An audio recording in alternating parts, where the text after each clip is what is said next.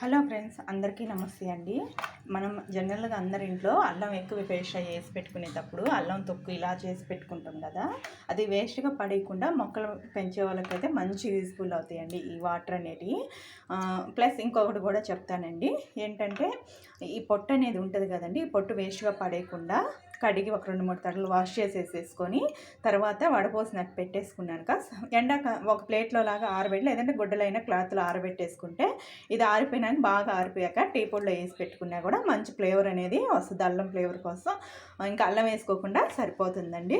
తర్వాత వచ్చి ఈ వాటర్ని వేస్ట్గా పడేయకుండా ఆకుకూరలు అలా పెంచుకుంటారు కదా చిన్న బాల్కనీలో కూడా, వాళ్ళకైతే ఈ వాటర్ కొంచెం 2 అంతలు వాటర్ పోసి స్ప్రే చేసుకున్నా కూడా ఆకులపైన ఏమన్నా పురుగులు ఉన్నా కూడా ఆ ఘాటు వాసనకి పురుగులు అనేటివి చాలా వరకు తగ్గిపోతాయి.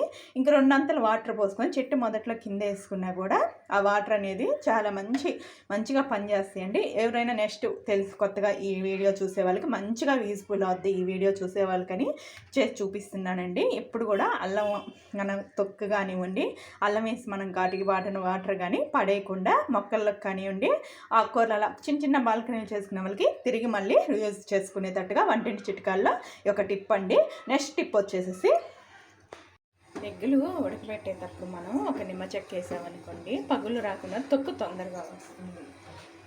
కోడిగుడ్లు మనం ఉడకబెట్టేటప్పుడు ఇలా నిమ్మ చెక్క కానీ వేసి పెట్టేస్తే తొక్కు అనేది తొందరగా వస్తుంది, తొందరగా కూడా లోపల ఉడికిపోతాయండి. ఎవరికైనా కొత్తగా మన ఛానల్ చూస్తున్న వాళ్ళకి యూజ్ఫుల్ అవుతాయని వీడియో చేస్తున్నాను.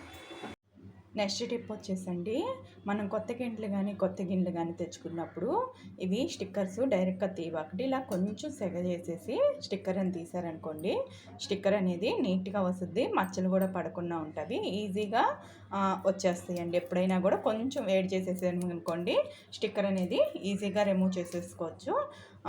ఇదిగోండి, ఇలా వేడి చేయగానే ఇదిగో చూడండి ఎలా వచ్చేస్తుందో. ఏదైనా కొత్త గిన్నెలు కానివ్వండి, టీ కప్స్ కానీ అలా తెచ్చుకున్నప్పుడు, టీ కప్స్కి అయితే కొంచెం హాట్ వాటర్ అంటే పింగాణి అయితే చేస్తూ, స్టీల్ వరకు ఎప్పుడు కూడా చూసారు కదా, కొత్తవి ఏమన్నా తెచ్చుకున్నప్పుడు స్టిక్కరింగ్ ఎలా చేసుకోవాలో చూపించాను కదా. నెక్స్ట్ టిప్ వచ్చేసండి, నెయ్యి కాసేటప్పుడు మనకి నెయ్యి అందరూ కాస్తానే ఉంటారు జనరల్గా. వాసన రాకుండా మంచి వాసన రావాలంటే బెల్లం మొక్క కానీ చిన్న తమలపాకు కానీ నెయ్యి కాసేటప్పుడు వేసారనుకోండి మంచి వాసన వస్తుంది. నెయ్యి కాగేటప్పుడు కూడా ఇలా బబుల్స్ అన్నీ ఆగిపోతాయి కదా, అప్పుడు వేసేసేయండి. ఎవరైనా కూడా కొత్తగా ఈ వీడియోలు చూస్తున్న వాళ్ళకి యూజ్ఫుల్ అవుతాయని చెప్తున్నానండి.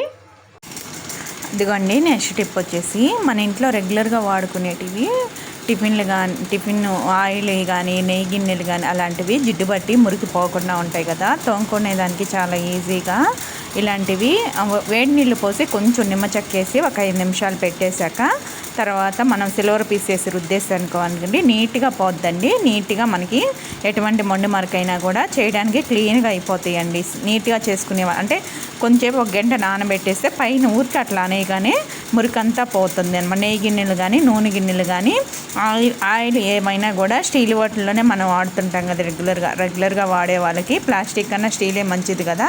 ఇలా వాడుకునే వాళ్ళకి ఈజీగా ఎలా చేసుకోవాలో కూడా సింపుల్గా చేసేసుకోవచ్చు, చాలా ఈజీగా అయిపోద్ది. నెక్స్ట్ చూపిస్తున్నా చూడండి, ఎంత బాగా మనకి గిన్నె తోముకుంటుంటే ఊరికి అట్లా అనగానే నీట్గా వెళ్ళిపోతున్నది అనమాట. తర్వాత కొంచెం సోప్ వేసేసుకొని ఇదిగోండి సిల్వర్ పీస్ వేసుకొని రుద్దేసుకున్నాక సోప్ వేసి రుద్ది కడిగేసేసుకుంటే నీట్గా క్లీన్గా అయిపోద్ది. ఎక్కడ మనకి బంక మరక అనేది ఎక్కడ కనపడదు, చూడడానికి కూడా చాలా నీట్గా ఉంటుంది. చూడండి ఎట్లా క్లీన్ అయిపోయిందో. ఇలా చిన్న టిప్స్ మనం ఫాలో అవుతుంటే మంచిగా యూజ్ అవుతాయండి.